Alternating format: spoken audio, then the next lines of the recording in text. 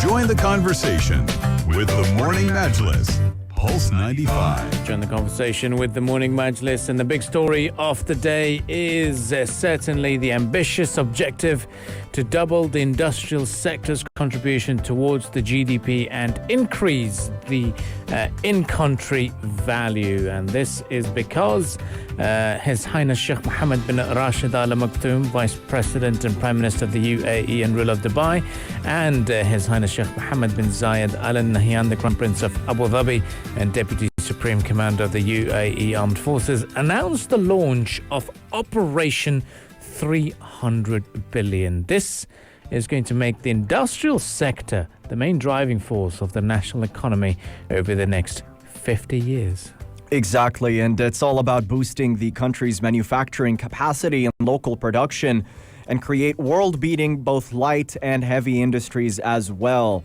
And according to Sheikh Mohammed bin Rashid, it will, quote, achieve a giant leap in the UAE's industrial sector to become the main driving force of the national economy and lead the journey of our next 50 years with greater confidence and speed. And he said the strategy sets forth an ambitious objective to double the industrial sector's contribution to the GDP and increase the in-country value. He said it's going to be a comprehensive national program based on the country's investment benefits to try and lead a sustainable economic development that is in line with the United Arab Emirates' national priorities in a post-COVID world. I'm looking at the video that they've put forward on Twitter, and it just goes to show, there's various footage emerging of different parts of the country, and talking about the engineers, talking about the work they've done in the science and space sectors. It's not just manufacturing of simple things such as a furniture, as you would assume with the notion of the manufacturing and the industrial sector, because here in the Emirate of Sharjah we've seen how massive our industrial sector is, and a lot of manufacturing does happen in this emirate. It's a wonderful opportunity for us as an emirate to make the most of this new initiative, which aims to raise the manufacturing sector's contribution from the current level of 133 billion dirhams to the large level of a 300 billion dirham value that we're looking at. Now, a massive campaign is going to be launched. It is called a Make It in the Emirates marketing campaign, which will highlight the benefits of being a manufacturer in the country, as well as building the reputation for quality. The announcement also included an increase in research and development investment to 57 billion dirhams from the 21 billion dirhams in the industrial sector by the year 2031. That would increase the proportion to GDP to 2% from the current 1.3% mark. Yeah, and as a result of the COVID-19 pandemic, the United Arab Emirates has accelerated its drive to diversify its economy, try and move away from oil, and also try and reduce their reliance on imports, which highlights the importance of this initiative to increase the industrial revenues to 300 billion dirhams over 10 years. It's an incredibly ambitious plan, and make it in the Emirates is the theme here. Certainly will be. And now it really goes to show that the overall aim is going to be to create jobs, stimulate the R&D, boost the competitiveness, and also build the resilience by producing more domestically. But now it also comes down to consumption. To what extent do we consume UAE-made products? To what extent do we say, do you know what, I'm going to only buy something that is made here, or local products?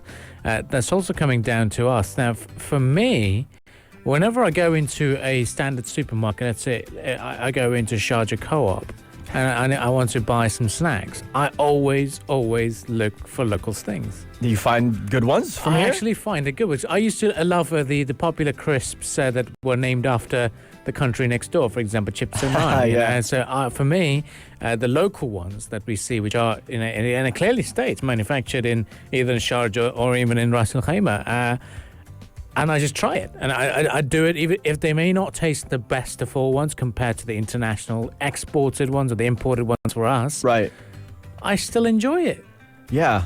No, I do too. There's something about consuming local stuff as well, and it would be really cool if one day other countries are importing products made in the UAE and they become famous abroad. They do, especially in the UK. Sometimes there's some stores that they bring in the canned hummus from this part of the world and quite a few things from this part of the world, just to remind people of or give them the taste of home. So really great to see how this is going to fare, and we look forward to a very fruitful campaign of Make It in the Emirates. Well, stay with us on the Morning Majlis. We shall return right after the news headlines and continuing the discussions, and we'll also keep you updated with some breaking news emerging from the United States. This is the Morning Majlis on Pulse 95. Pulse 95. The Morning Majlis, talking the stories that are shaping headlines. This is Pulse 95. Hey everybody, welcome back to the program. And today is an important day, March 23rd, an important landmark in the history of Pakistan. It was on this day in 1940 when the historic Lahore Resolution was passed that united Muslims of the subcontinent for a greater objective. So we'd like to wish you all a happy Pakistan Day this year. And it is being commemorated in a very turbulent and difficult time with the COVID-19 circumstances, which has changed the way those are typically celebrated. Yeah, looking at the typical celebrations that used to happen here in the United Arab Emirates, the Consul General or the Consulate General would host a big event, and they would have a big cake that would be cut by the public, and a lot of people would join, and it would be a very, very busy morning. And because it was in March, because the other main holiday they have is the Independence Day. It's very hot, so not many people do turn up to celebrate it outdoors at the consulate, but normally would have the 23rd of March being the busiest one for sure. And yeah, the exchange of sweets, handing over, exchange of cakes and celebrations, and even singing those patriotic songs that would normally take place, even as well as the national anthem. But that is not going to take place, and the consulate had tweeted the night before saying, please avoid turning up because no celebrations are being held. So that is what stands for the time being. But now, normally you'd see a big parade, you'd see a big celebration over in Islamabad, but this time weather is not permitting it. Yeah, exactly. And that's definitely causing the parade to be held on the 25th of March, and timings have now been specified due to inclement weather and rain that is set to take place over the next 2 days, causing the postponement of the parade. And the day usually begins with a 31-gun salute in Islamabad, while provincial capitals mark it with 21-gun salutes. The Pakistan Day military parade is held at Parade Ground near the Shakarparyan Hills in Islamabad, and the annual parade is attended by civil and military leadership as well as foreign dignitaries. There are also fly-past demonstrations that are held to mark the day. And yeah, the mood is slightly dampened because the Prime Minister is COVID-19 positive. Oh, yeah. So I'm pretty sure he'll be delivering a virtual speech, and it's that's the issue, isn't it? But now we've seen that a couple of countries are celebrating it abroad as well. Ankara put up lit up their monuments at home, in the capital over there, and I'm pretty sure Burj Khalifa will also have its own plans of having the celebrations and the flag being hoisted onto, or the flag being projected rather, onto the facade of the tower. But really is something that gets everyone excited about the 23rd of March. Apart from just being a holiday, it's also a day that people tend to hang around and go out shopping. But this time around, COVID-19 has certainly restricted those big celebrations at home and over here as well. So that stands as a bit of a reality for the time being. Yeah, certainly, but won't change the excitement about the celebrations. I'm pretty sure social media is going to be abuzz today, celebrating this monumental occasion. Yeah, hashtag Pakistan Day is quite trending at the moment. Yeah. Hashtag 23 March _ Pakistan Day. A big trend going on Twitter for the time being, and really is, you can see Twitter's going with it, is being taken by a storm. I'm sure Instagram would be even busier as more and more people voice their opinions and also celebrate the significance of this day, and we will be looking at what's happening. So what really happened is on the 23rd of March 1940 they decided, saying, look, we do need an Islamic state here, we do need a country that is free for all, but then they said, look, we need a country that is going to be better for the Muslims of the Indian subcontinent. So they said, look, you know what, let's look at the dream of creating the country Pakistan. So and then that's what eventually happened over the course, and then in 1947 the country was given its independence on the 14th of August, and then on the 23rd of March later on they also came up with their constitution to have that democratic presence of the government.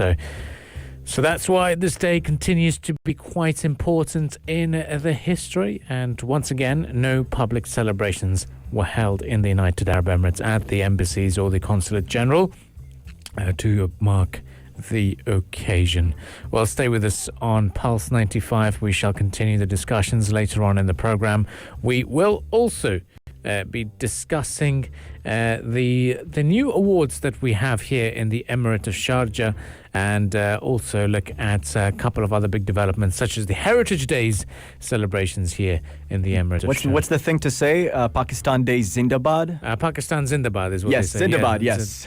so that just says long live Pakistan. Oh, great. To be literally translated. So congratulations to all of you and our Pakistani listeners. A very happy Pakistan Day. If you'd like to share your thoughts and messages and sentiments on the airwaves, you can do so on the text lines 4215. Pulse 95. Between local lines. Notes from the Emirate.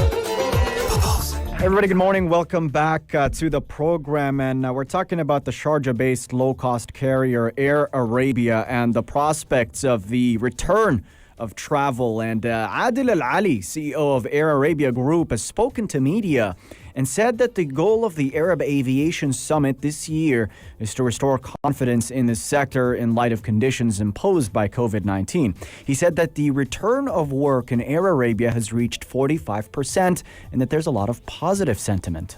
Yeah, this is the 8th edition of the two-day summit. It's going to continue today as well, and it's been taking place under the theme Arab Aviation in the New Normal. It's being held at the Al Hamra International Exhibition and Conference Centre over in Ras Al Khaimah, and through open sessions and constructive dialogues that bring the public and private sectors together, we're confident that the outcome will help unify efforts in supporting the resilient industry. That's according to this group CEO of Air Arabia. Raki Phillips, the CEO of Ras Al Khaimah Tourism Development Authority, also said that the first in-person event taking place following the onset of the pandemic, they value the immense contributions made by the sector to highlight destinations such as Ras Al Khaimah and to work closely with all guests as well. So it is going to be interesting to see how the new normal will unfold in the world of aviation, because restoring the confidence is going to be the main thing, to get the people to feel like that it is all safe to travel, and that the right measurements, the right measures are in place. Yeah, and there are various aspects to this, the region's aviation and tourism sector. And look, I mean, it's a difficult situation which really calls for people to try and get together and figure out creative solutions to this. Particularly the rise in COVID-19 variants has made this pretty unpredictable, and the lack of certainty among the scientific community as to the protection level provided by those vaccines in the long term, whether we'll need a booster shot, for instance, whether we'll need digital vaccine passports to make travel easier. Those are all big questions that need to be tackled. But the appetite for travel is strong. People really want to travel. I want to travel. I think the one thing that makes it all really difficult is all the restrictions imposed and the things that you have to do once you arrive. But if this can get a lot easier and if vaccines take off like a wildstorm, then this is something that people are really excited to get back into. And that's what the aviation industry is counting on, that there is the demand. It's a subdued demand, but it's there. People want to travel. People do want to travel. People do want to see how well we can make it work, really. Yeah. And that's the past year has been one of the most difficult ones for anyone's working career in this industry, and it's been the most frustrating and uncontrollable, because we've seen with the SARS epidemic as well back in the days, it did happen, and we saw that the world was getting back together, but it was only thermal cameras being installed at the airports and at immigration. That was one of the key measures. But looking at the catastrophic damage that the pandemic has put forward, airlines are expected to have lost $84.3 billion, according to the International Air Transport Association. And we've seen the impact that has had, and we've seen so many people sadly losing their work over the course of the 2 years. The recovery will be long and progressive, and they're saying that the recovery is expected in 2021, but it will be still below the pre-crisis levels. And these are the thoughts that were also mirrored by Martin Drew from Etihad Airways. So I don't know. I mean, I think the vaccine drive and the vaccine passport is going to be the key driver. But the passport itself does not guarantee that you're virus-free. Yeah, it certainly does not guarantee that. And also a lot of disagreement on how to implement this, whether or not, for instance, you would agree that a particular vaccine is one that you approve of in your country, in your government, and you accept that as a mode of travel. Those are all big questions to tackle. Also, how are you going to protect people who don't have that documentation or the access to vaccines, say they live in a low-income country? So there's also the fear from a human rights perspective that you're creating a privileged group and another group that is going to be screwed over immensely. Looking at the outlook for travel, I'm looking at a statement, a recent one from the International Air Transport Association. They're saying 2021 is shaping up to be a much tougher year than previously expected, because governments are still tightening border restrictions as well. And it's going to be very, very difficult for airliners to survive. They're saying if you have a lot of domestic travel within your country, you might just survive under that cushion. But if you rely heavily on international travel and you got to pay all those salaries and maintenance costs and repairs, it's going to be grim. Certainly is, isn't it? And we'll have to see what happens next and how the general public reacts, because this is the summer holidays month is fast approaching. We have the spring break approaching very quickly as well. So we have to be mindful in terms of what's going on. So all of this is going to be the key point of discussion for sure over the coming few months. So stay tuned to Pulse 95. Do send us your thoughts and messages on where do you see the world of travel going, or are you going to be planning your holidays and trips abroad, especially when it comes to visiting friends and families. That is going to be the key area of focus. Stay tuned to Pulse 95. We'll continue the discussions, and we'll be right back here on the Morning Majlis. Join the conversation with the Morning Majlis, Pulse 95. Yeah, during the conversation, we're going to be talking about the British food delivery company Deliveroo, and you might have seen lots of their delivery bikers around the town here in the United Arab Emirates. And it is a company backed by Amazon, and they're looking at a blockbuster IPO. They're looking to attract around $12.2 billion by going public on the London Stock Exchange. Yeah, and this essentially puts Deliveroo to be the biggest London stock market debut since Glencore almost a decade ago.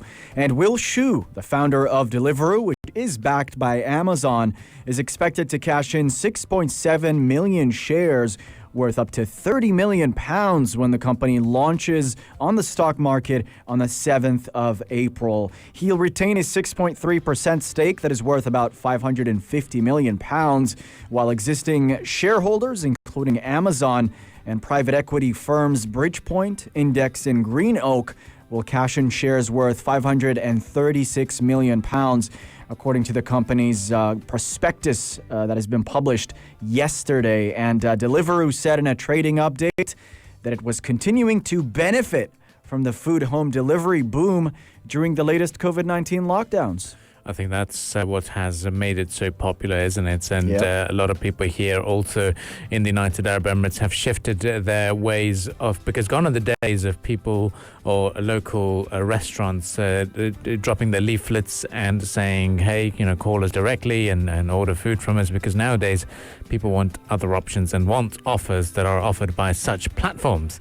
And this is where the general consumer sentiment has shifted. People prefer those apps, and companies have to rely on these apps to even be marketed or even being visible. So it is a win-win situation on both fronts. But looking at the structure so far, the Deliveroo will be opting for a dual-class share structure that gives the CEO and the founder, Will Shu, enhanced voting rights. So Shu will get 20 votes per share, while other investors will only be entitled to one. Deliveroo hopes to raise gross proceeds of £1 billion from this IPO, and they're proud to be listed in London, the city where Deliveroo first started. Yeah, and a pretty cool thing they're doing is they're also giving customers who placed at least one order on the app the chance to buy their own shares. They're calling it the Loyal Customer Program. They're given priority here, and they put aside £50 million of shares for customers and users of the app to purchase themselves as well. That's amazing. Yeah. That's just great, just to make it a user-based ownership as well. And we're looking forward to what happens next. But looking at the IPO proceeds, what is Deliveroo going to do with the money? They say they aim to enhance its platform, push deeper into on-demand grocery deliveries, which have benefited heavily from the pandemic as well. I'm not sure, but I don't think I've used these apps to get food, get general grocery delivered. Is that a common practice? Yes, it's a common practice. Oh. I hear of friends and family members use these apps to deliver things.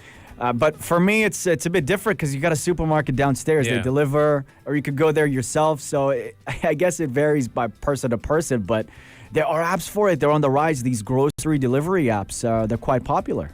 Yes, I think it's the common practice here in the United Arab Emirates certainly is that the supermarket guys will rock up and stick stickers on your building or your apartment door if you live in an apartment or even in a villa compound area, and they'll let you know saying, look, don't worry about it, we're just a phone call away, we'll be there.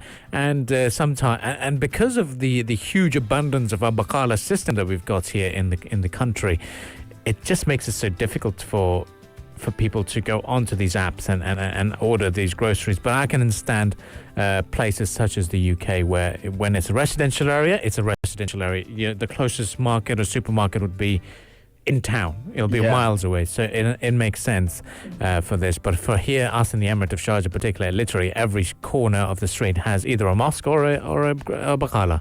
So we're always blessed with that for sure. Well, stay with us on the Morning Majlis. We'll take a bit of a breather. We'll continue the discussions here on the program. We've got a traffic update coming up, and we'll then continue the discussions after that. So stay tuned to Pulse 95. If you liked this episode of The Morning Majlis, drop a like and subscribe. 95. Be sure to follow us on Instagram for all our daily updates and top stories.